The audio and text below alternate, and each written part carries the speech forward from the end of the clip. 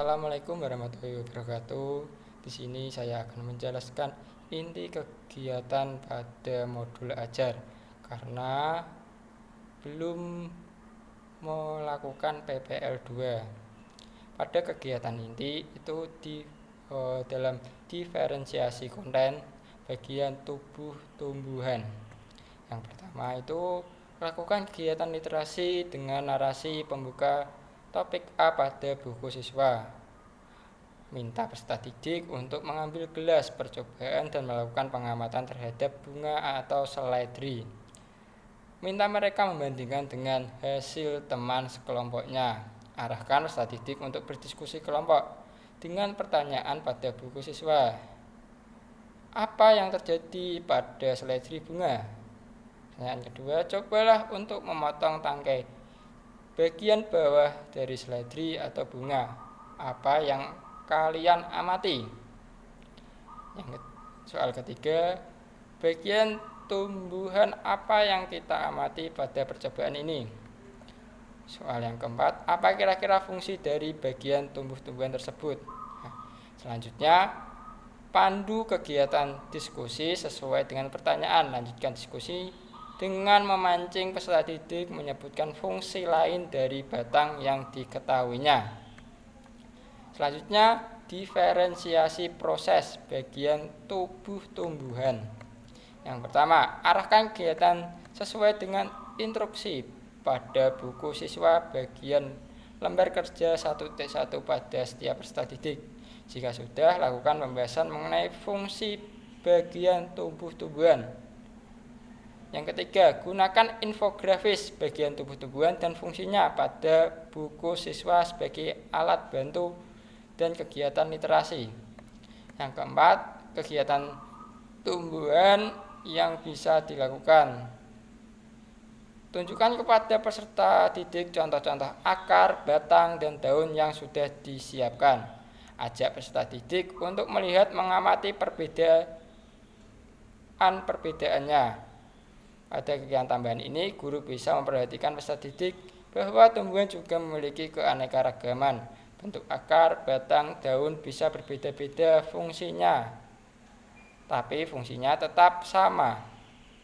Di kelas 3, peserta didik sudah belajar mengenai keragaman hewan dan pengelompokannya. Selanjutnya, diferensiasi proyek pembelajaran. Ada beberapa tahap. Yang pertama, tahap 1, menanam tanaman. Semakan prestasi kepada peserta didik mengenai cara merawat tumbuhan dengan baik, termasuk cara memberi air tidak terlalu banyak sampai tanah jadi becek atau terlalu sedikit sampai tanah kering. Lakukan pengecekan berkala untuk pot-pot peserta didik. Ingatkan kepada peserta didik yang masih belum sadar akan tanggung jawabnya. Tahap kedua, mengamati tumbuhan. Arahkan peserta didik untuk mengingat lagi fungsi bagian tumbuh-tumbuhan. Kaitkan pengetahuan tersebut dengan tanaman yang mereka rawat. Tahap ketiga, bisa dengan membandingkan secara pengamatan fisik atau dengan menggunakan diagram garis. Untuk membimbing, ingatkan peserta didik pada perbedaan kondisi pada kedua pot ini. Lalu kaitkan dengan proses fotosintesis.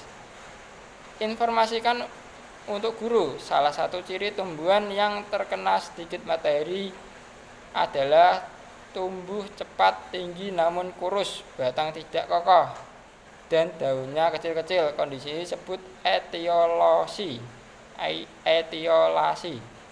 Ini merupakan cara tumbuhan beradaptasi pada tempat gelap.